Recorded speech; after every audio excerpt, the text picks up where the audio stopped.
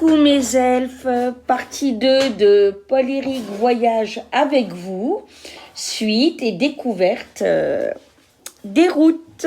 À tout à l'heure, bisous pour la suite.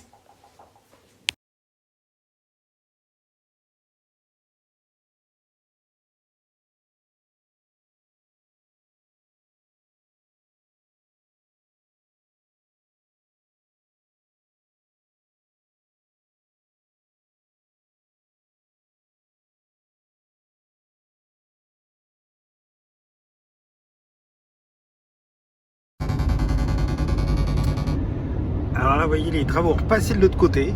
Donc là, c'est fou, hein. On n'arrête pas. Donc on a passé les 35 km de travaux. Là, ils sont de l'autre côté, gentiment. C'est impressionnant. Il y a du matériel tout le long et tout. C'est vraiment étonnant. Donc, alors, elle porte le titre de national, donc ça veut dire que c'est l'État qui s'en occupe. Hein. Vous savez que les nationales, sinon, par exemple, comme la 60, ne portent plus le titre de national puisqu'elles ont été transmises au département et aux régions, ce qui est bien dommage. Parce que du coup, on ne s'y retrouve plus par le titre de départemental, alors que ce sont des routes qui traversent la France et elles devraient garder le titre national. Il devrait faire une petite différence pour dire, par exemple, national d'État quand c'est l'État qui paye, et national tout court quand c'est les autres collectivités. Mais au moins, pour les usagers, ça permettrait de savoir que c'est une route qui traverse la France, etc. Donc c'est beaucoup plus simple. Voilà. Donc là, on traverse une rivière dont je n'ai aucune idée de ce que c'est. C'est pas la Loire, parce que la Loire, on l'a quitté à Nevers. Il n'y a pas encore le nom. Par contre, le viaduc est fait des deux côtés. Voilà.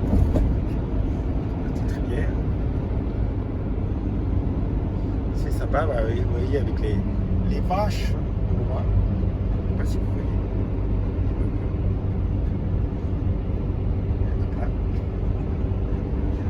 En fait, le paysage est joli parce que vous avez des valles partout comme ça.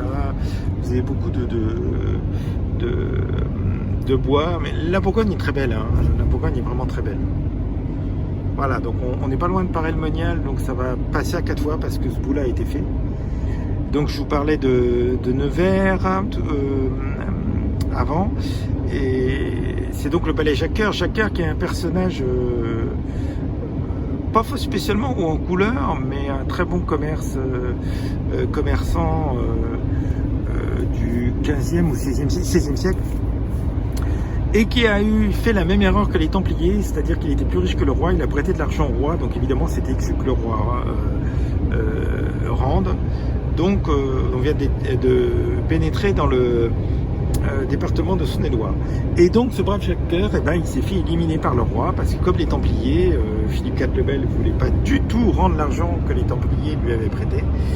Et il a été très loin d'ailleurs. Et donc, vous voyez, Paray-le-Monial Sud, je ne sais pas si vous n'avez pas vu, mais bon, on est tout près. On a fait, vous voyez, on a fait en fait 41 km et il y a 40 km de travaux pour le moment. Et puisque là c'est déjà fait. Et donc j'en reviens à Jacques Coeur et donc ça s'est mal terminé pour lui. Alors son palais à Nevers est devenu la mairie. Donc c'est un des grands personnages de France en fait. Mais il a eu l'erreur de prêter de l'argent au roi et de réclamer le remboursement. Le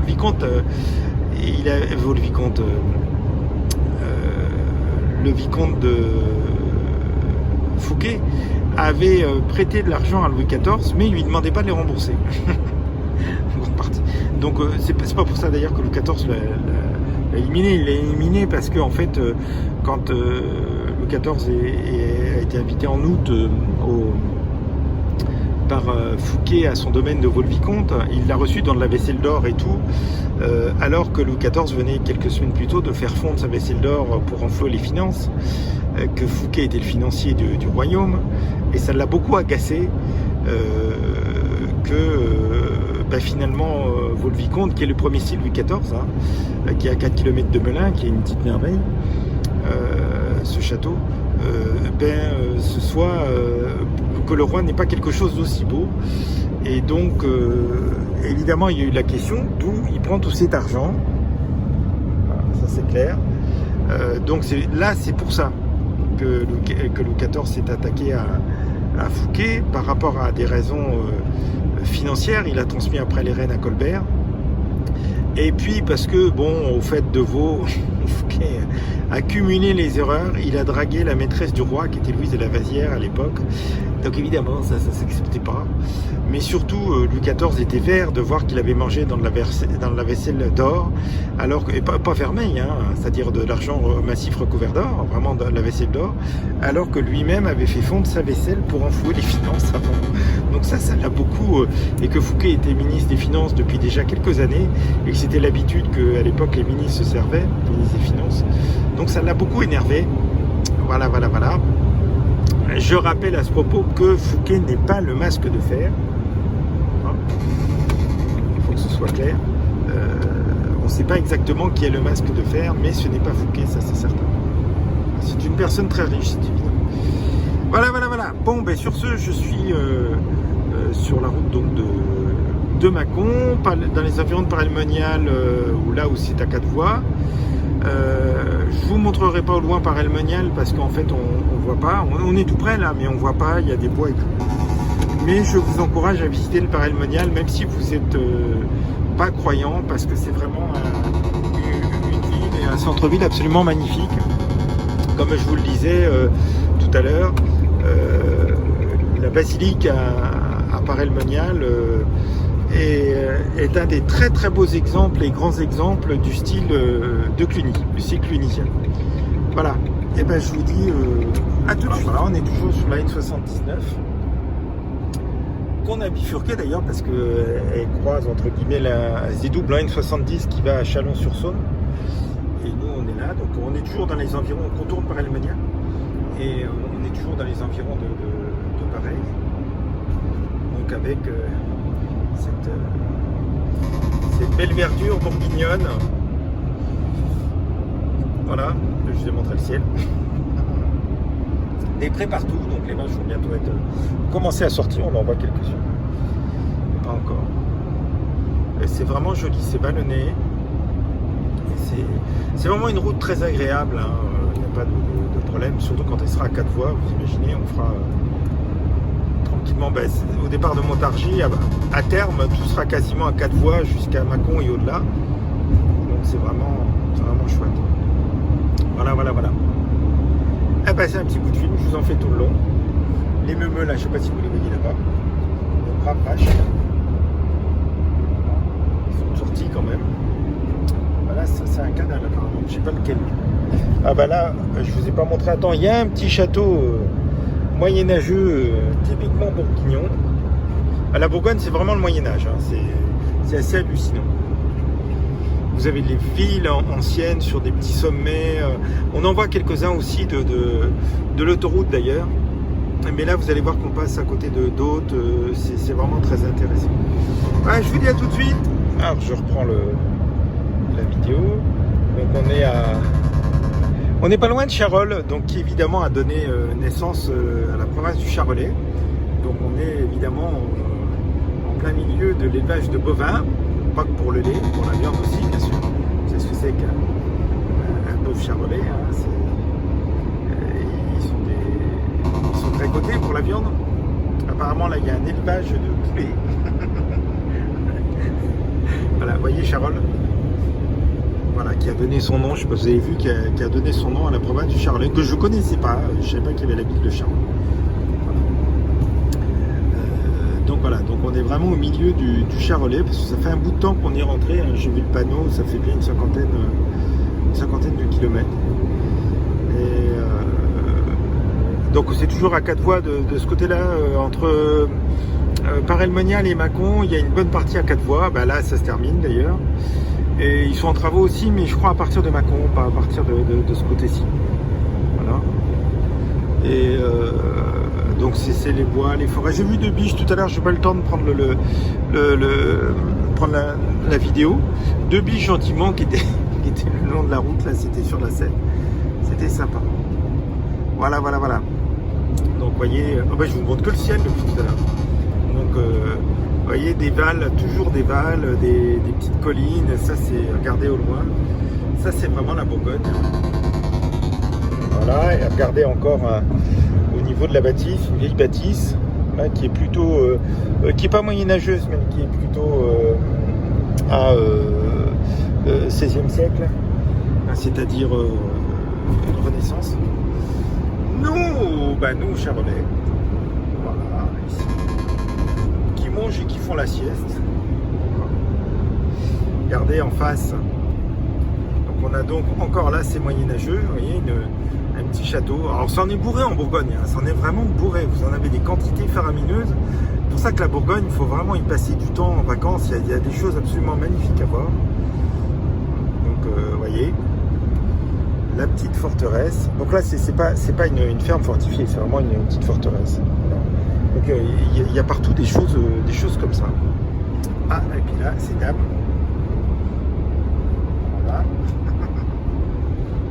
Voilà. Voilà. Vous voyez, encore une maison avec une tour. Et on est revenu à 2 voies, mais ça va être en travaux bientôt. Ah, on passe à 4 là, pardon. Air du Charolais, vous voyez. En plein dedans. Voilà.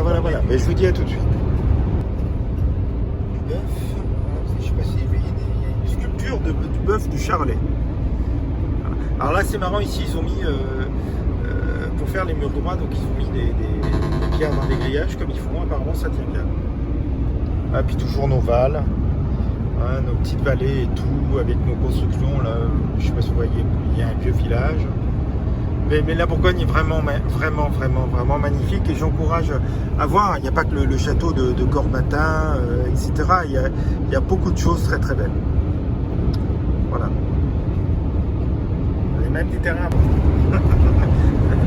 À tout de suite. Alors là, c'est assez rare en Bourgogne, vous allez voir. On a des moutons. Comme surtout dans le Charolais. Donc on a quand même quelques moutons. Donc c'est toujours à 4 voies. Il n'y a que il doit y avoir que 20 km. Ça va bientôt être entre. On doit passer 2-3 km sans être à 4 voies.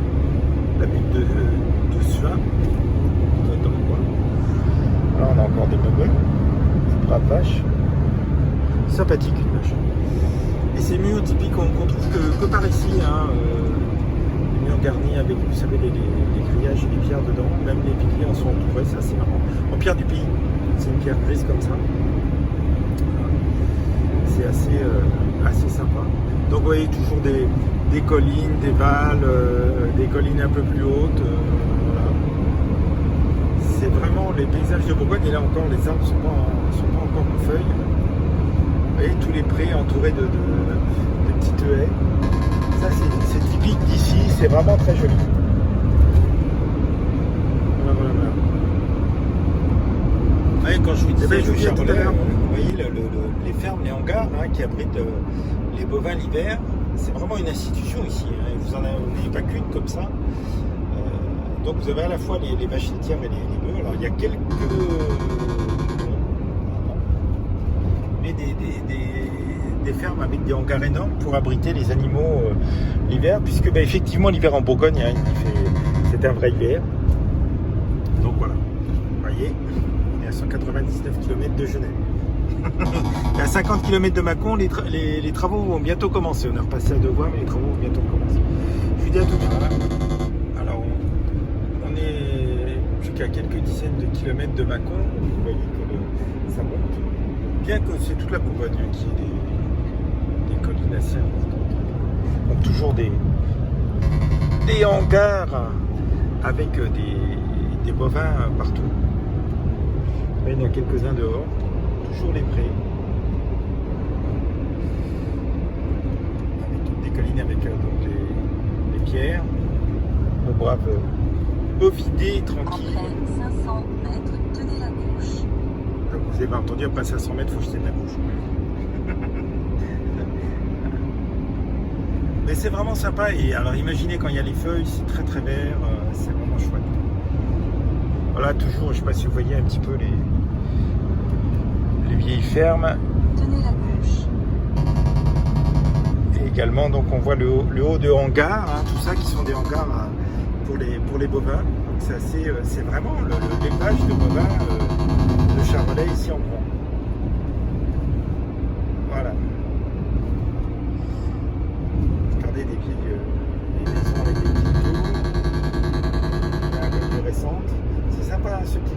je le laisse parce que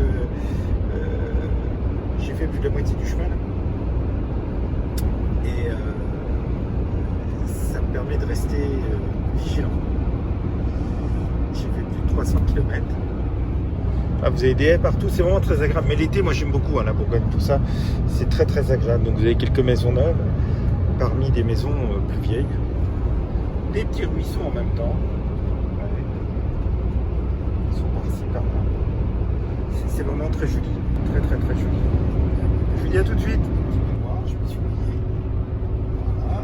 Je ne sais pas si vous avez vu grand chose. Un petit peu là avec un étang. C'est vraiment un grand étang d'ailleurs. Voilà.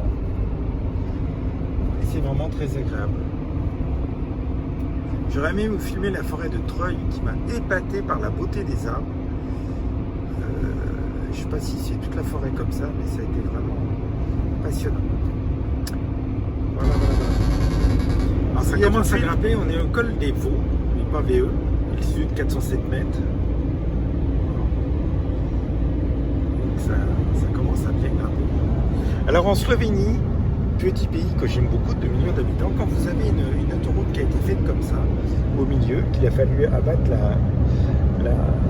la montagne, la creuser. Alors c'est intéressant parce que vous avez une autoroute en Slovénie est-ouest et une sud-est, et une nord-sud, voilà, puisque c'est à peu près grand comme 2 ou 3 départements français. Mais quand même dans les Hautes-Alpes, même si vous avez des glaciers et tout, quand vous avez une route comme ça qui coupe la montagne, ce qu'ils font, c'est que quand l'autoroute est faite, après, ils la recouvrent d'un tunnel et ils rendent tout le haut, en fait, au-dessus de l'autoroute, de nouveau à la nature. Alors ça, j'ai vu ça qu'en Slovénie.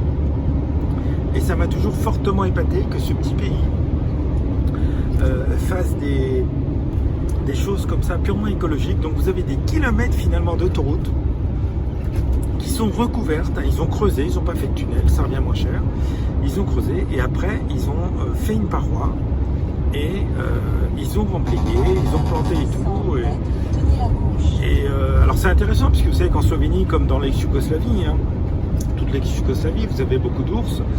Donc évidemment, les routes, c'est pas comme en France, c'est pas des barrières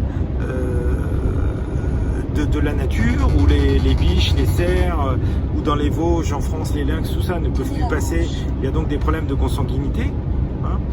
Là en Slovénie, il n'y a pas du tout ce problème-là. Et j'avoue qu'ils sont tout à fait exemplaires là-dessus.